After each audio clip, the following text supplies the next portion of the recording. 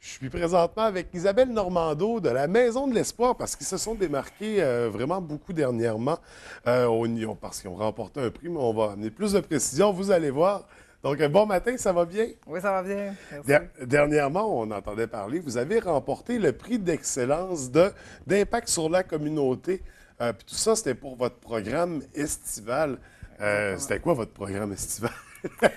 Le programme estival, au départ, est arrivé en 2010 où on s'est questionné à savoir qu'est-ce qu'on pourrait faire de différent durant l'été pour accueillir les jeunes. Parce qu'on voyait qu'il y avait quand même une baisse au niveau de la clientèle, mais on se disait, tu sais, c'est pas parce que c'est l'été que les jeunes n'ont pas de problématique. Ouais. Donc, on s'est penché là-dessus et là, on a décidé de faire des semaines thématiques. Donc, le programme estival, bon, dans l'année 2012 qu'on vient de passer, on avait 5 thèmes différents. Donc, on a 4 thèmes qui reviennent en bloc de 2 fois durant l'été et le cinquième thème qui revient à la fin au mois d'août. Dans ces semaines-là, dans le fond, ce qu'on retrouve, on retrouve un peu ce que les jeunes peuvent vivre dans un séjour à la Maison de l'Espoir, mais un séjour d'hébergement dans la période régulière, ça peut être une période de 0 à 3 mois. Mais dans ces journées-là, qu'est-ce qu'on retrouve? On retrouve des ateliers de cuisine, on retrouve des ateliers sportifs, des ateliers plein air. Donc, dans la semaine du programme estival, à chaque semaine, on retrouve ces activités-là.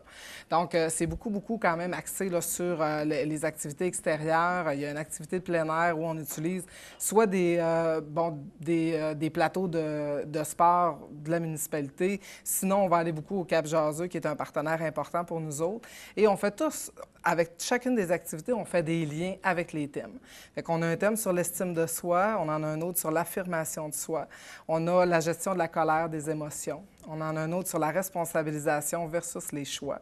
Et la dernière à la fin, qui est sur, qu'on appelle l'extra, qui, elle, celle-là, est vraiment au niveau de la persévérance. Donc, la persévérance vers ses buts, ses passions, le retour à l'école et tout ça. Donc, dans chacune des semaines, il y a vraiment un horaire. Les jeunes arrivent le dimanche soir, quittent le vendredi après-midi, et c'est de l'hébergement pour 10 jeunes garçons à la fois. Donc, il y a toute l'équipe d'intervenants qui sont là pour travailler avec eux autres et qui sont là vraiment de façon très dynamique, amener les sujets. Donc, il n'y a pas, tu sais, là, la théorie ou tout ça, il y en a un petit peu, c'est normal, mais je veux dire, tout est amené, des Fort Boyard, des jeux de meurtre et mystère. Bien, c'est pas meurtre et mystère, mais nous autres, c'est une intimidation dans une toilette d'école. Donc, à chaque semaine, on retrouve là, un peu ce genre d'activité-là. Puis toujours avec une optique de c'est l'été, on s'amuse au travers de tout ça. Donc, Exactement. c'est des activités plus que des formations, je dirais. Oui, c'est ça. OK. Donc, on va avoir des rallyes boussoles, mais qui va avoir un objectif quand même clinique, si on veut, pour atteindre nos objectifs de thématique.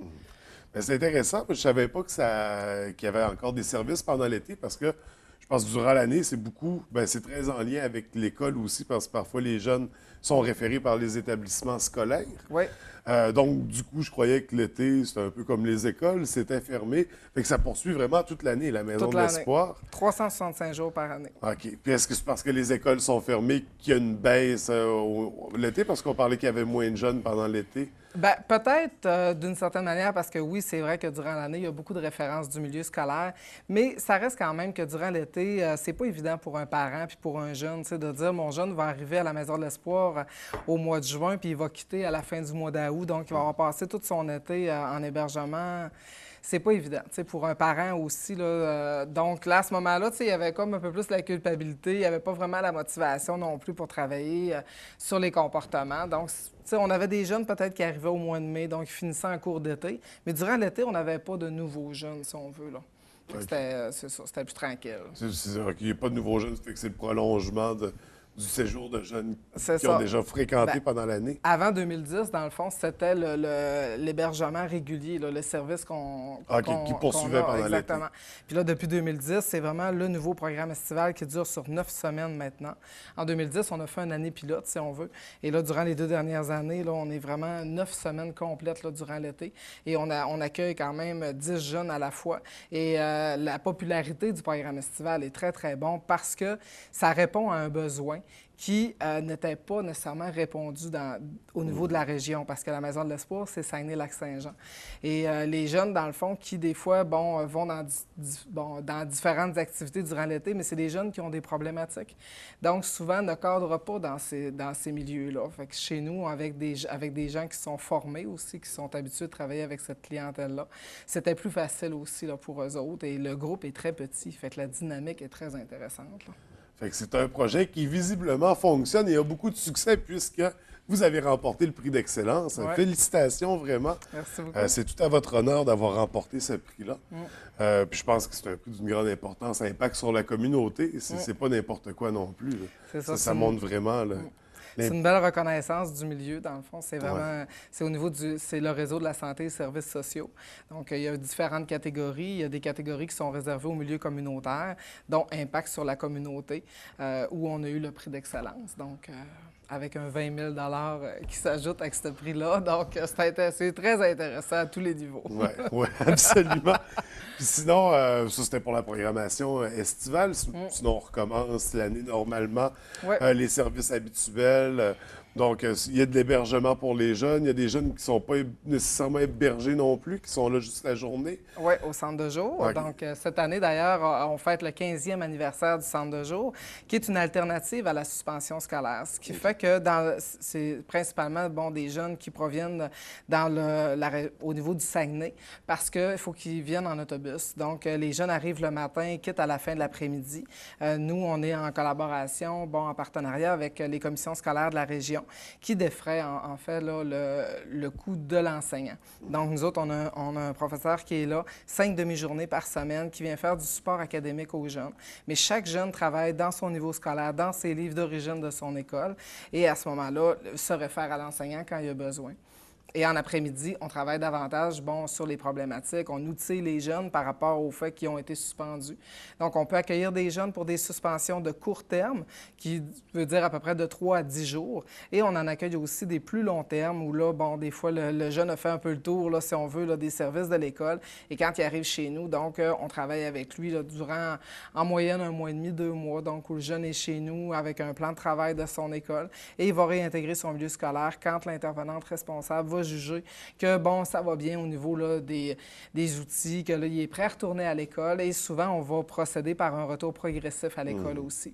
Donc, c'est vraiment une alternative positive à la suspension. Exactement. Au lieu de la renvoyer chez eux puis il ne fait rien, c'est ça. Il y a la chance de pouvoir poursuivre, de cheminer. C'est pas parce qu'il y a des problèmes quelconques il a quand même droit d'avoir accès à l'éducation. Et pour les parents, c'est très rassurant parce que son jeune, pendant que le parent travaille, plutôt que lui est là à jouer au PlayStation chez eux toute la journée, le jeune est encadré dans un milieu avec des professionnels. Il est outillé par des spécialistes. Exactement. Il y a quand même des rencontres individuelles aussi avec une intervenante qui est responsable de ces jeunes-là, mais aussi la poursuite du volet académique là, qui est très important aussi, là. Et c'est sûr qu'au centre de jour, il y a plein d'activités, je dirais, là, qui sont tous en lien avec la persévérance scolaire, que ce soit les journées d'apprentis, que ce soit les ateliers pouces, mais pouces égales sur les habiletés sociales.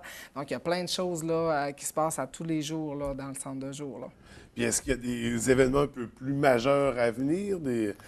On va sûrement, là, quand même, je pense qu'avec la bourse de 20 000 ça va nous permettre aussi là, d'améliorer au niveau des aménagements, de refaire peut-être le décor du centre de jour. Puis à ce moment-là, on va faire des invitations pour venir voir ça parce que la Maison de l'Espoir, c'est quand même très grand là, comme maison. Et on a acquis l'année passée le dernier logement qui restait, qui était occupé avant là, par des gens là, qui louaient l'appartement. Et là, on en avait besoin comme lieu. Donc là, on a récupéré ces locaux-là. Donc là, vous avez l'ensemble. On a l'ensemble de la maison là, qui nous appartient. Donc là, on est en train là, de prévoir éventuellement des nouveaux projets. Puis les journées apprentis vont se poursuivre. Est-ce qu'on va avoir la chance d'en accueillir encore à TVDL? Sûrement.